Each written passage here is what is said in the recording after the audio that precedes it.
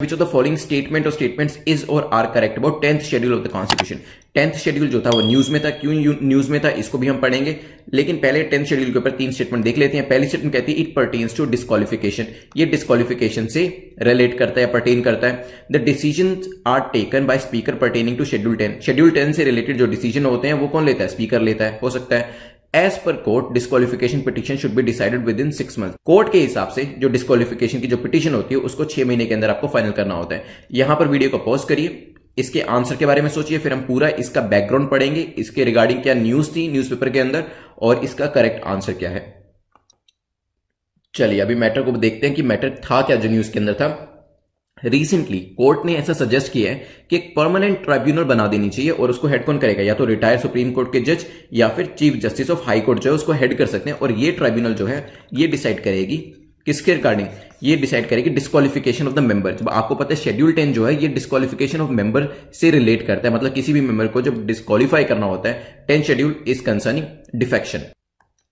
तो इस सिनेरियो में जब भी किसी मेंबर को आप डिस्क्वालीफाई करते हैं तो वहां पे जो डिसीजन होता है वो स्पीकर लेता है। और ऐसा भी कहा गया, कोर्ट्स ने कहा, जजेस ने कहा कि क्योंकि स्पीकर किसी ना किसी पार्टी को बिलोंग करता है तो उसके जो डिसीजंस होते हैं उसके अंदर बायसनेस हो सकती है, ऐसा कोर्ट्स कह रही है, ऐसा जजेस कह रहे हैं। तो इसी वजह से एक ट्राइब्यूनल बना देना चाहिए जिसके अंदर रिटायर्ड जजेस होंगे और वो ये डिस्क्वालिफिकेशन के जो क्वेश्चन है इसको डिसाइड करेंगे rather than somebody who belongs to a political party. ये जजेस का कहना है। इसमें मैं आपको अपना पर्सपेक्टिव भी दूंगा कि मैं इस पर्टिकुलर चीज के बारे में क्या सोचता हूं, पर फिलहाल मैंने आपको इसका आंसर दे दिया। और अगर आप ध्यान से पढ़ें, बहुत बार यूपीएससी के अंदर ऐसे 2 या 4 क्वेश्चन निकल आते हैं जिसमें अगर आप स्टेटमेंट्स को ध्यान से पढ़ते हैं तो उसका आंसर कर पाते हैं। तो मैंने पहले ही क्वेश्चन पूछा कि क्या ये डिस्क्वालिफिकेशन से रिलेट करता है, परटेन करता है, और तीसरी स्टेटमेंट में मैंने ये बता भी दिया, एक तरीके से हिंट दे दिया कि एज पर कोर्ट डिस्क्वालिफिकेशन जो होता है उसको 6 महीने लगते हैं। मतलब कहीं ना कहीं चांसेस इसके बढ़ जाते हैं कि जो 10 शेड्यूल है वो डिस्क्वालिफिकेशन से रिलेट करता है, इसलिए तो उसकी वजह से तीसरी स्टेटमेंट को दिया गया है यहाँ पे, राइट। तो पहली स्टेटमेंट आपकी करेक्ट हो जाती है कि यस ये डिस्क्वालिफिकेशन से ही रिलेट करता है और इसके अंदर डिसीजन स्पीकर का ही होता है। लेकिन कोर्ट ने कहा है कि डिस्क्वालिफिकेशन पिटीशन को आप 6 महीने में नहीं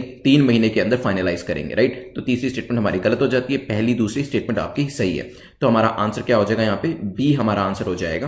तो ध्यान रखिएगा जिन्होंने बी मार्क किया है वो करेक्ट है। अब मैं इसमें आपको एक पर्सपेक्टिव देना चाहूंगा, बिकॉज जजेस और कोर्ट्स का ये कहना है कि आप स्पीकर जो कि एक पॉलिटिकल पार्टी को बिलोंग करता है उसको डिस्क्वालिफिकेशन के राइट्स मत दीजिए। लेकिन अगर फॉर एग्जांपल मेंस में आपको लिखना पड़े तो आपको दोनों साइड लिखनी पड़ती है, plus B minus B.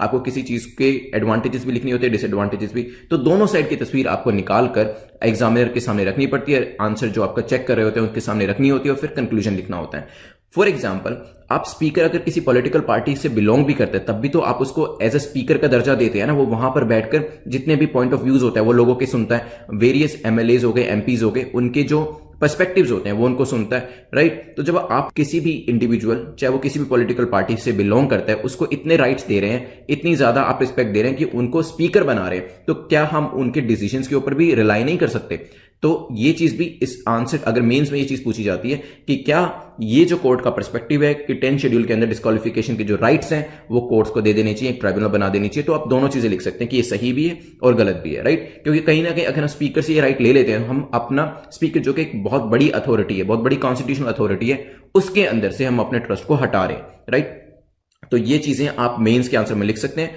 But फिलहाल यहां पर हमारा जो आंसर है वो बी है, ध्यान रखिएगा। चलिए आज के